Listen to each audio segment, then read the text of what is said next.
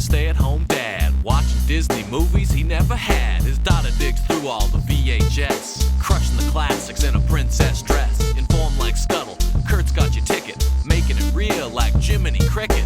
Most are off the Captain Hook, but if the Tweedledum, he'll be taking more shots than Bambi's mom. Leaves him raised like Simba, or cracked like the beach dishes. He'll show you a whole new world, you won't need 3 wishes.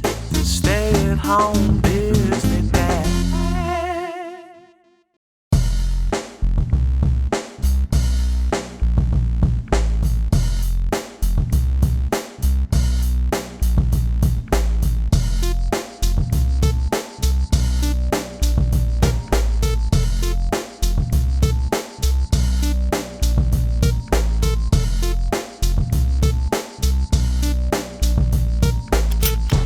It's week 2 and tape 2 of the August of Boone. And look at this, I can't open this. It's factory sealed. Luckily it's on YouTube, so we press play there. We start with Walt holding a f***ing shotgun. And he says he doesn't know how this gun was to become known as what? Oh, Tick Licker. That's not much better. We recap the first episode. Boone is obsessed with Kentuck, the future Kentucky. He experienced it and went home, but he knows it's the future. Yeah, we learned that Boone came back, stayed put for 5 or 6 years, but never stopped dreaming about Kentucky. And here we go, episode 2. Rebecca, his wife, is annoyed that they have to keep Mr. Finley's cart on their property. The kids ask if Mr. Finley's ever going to come back and get it, and Rebecca says, no, Mr. Finley's dead. He went to Kentucky with your dad, and he died. He's never coming back. He's buried. He's being eaten by maggots and worms as we speak. Rebecca, not a fan of all this Kentuck talk. No. Rebecca's kind of a to be honest. She sees her husband daydreaming and she's like, you're thinking about Kentucky again, aren't you? She's all up in his grill. She goes, you're thinking about Finley because you were there and saw his suffering. You never saw mine. You weren't here when I gave birth 3 times. Lady? She's like, oh, and also we're broke. She goes, you're courting Kentuck like a man courts a woman. You went there and all you got was 2 graves. Stay home. Rebecca. Just give us all. This is awesome. Now he's on her case the next day. He walks up to her. She's in the garden. He goes, oh, you and your flowers. Just like a total. And she goes, I thought you were going to go plow the field with your son. And he's like, get off my back, woman. If you'd have told me Disney's Daniel Boone was basically about a failing marriage, I never would have believed you. But here we are. I don't even know what to make of this. Samuel and his men arrive and tell Rebecca that Cecil Calvert is going to hang tomorrow. They're going to make an example of him. Boone's friend, the judge, signed off on it to make an example of him to stop the rebellion. I missed what they're rebelling against, but I'm sure they'll tell me again later. Daniel is hanging out with his son, and he's like, don't tell your mom, but we're all going to move to Kentucky one day. He gives his kid, the dead Finley guy's gun, and tells him to go shoot something to eat. The kid sees a bear, gets scared, and falls down, almost shoots himself, and I don't know, I'm suddenly bored. We started so hot. I'm glad I didn't open this VHS tape. I want to go back to Boone and his grumpy wife fighting. That was more interesting than whatever this is. Anyway, they finally get back, and Mom's like, did you boys have fun? And the kid goes, Pa gave me Mr. Finley's gun and said I need to know how to use it when we all move to Kentucky. Boone is like, you little narc. Before Mom and Dad could scream at each other, we see smoke in the distance, and the militiamen lit someone's barn on fire. It was Sam's barn. Sam, he didn't pay his taxes, and they lit his barn and belongings on fire. Everyone was mad at everyone, and Boone's answer to this is his answer to everything. Kentucky. Then we get this wonderful clip. And if I gotta lick you or 4 like them, that suits me fine. And if I gotta lick you or 4 like them, that suits me fine.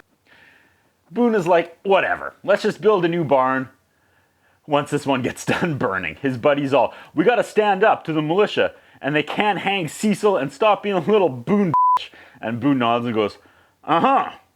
So the next day, and they're still gonna hang poor Cecil, the farmer, because he wouldn't pay his taxes. Boone finally has enough, and now he's all fired up and ready to go. Boone asks why they're hanging him, and the people of the city call Cecil, quote, an overdressed strutting jackass. Well then, this Mordecai guy that's been a thorn in Boone's side since he got here is like, I've had enough.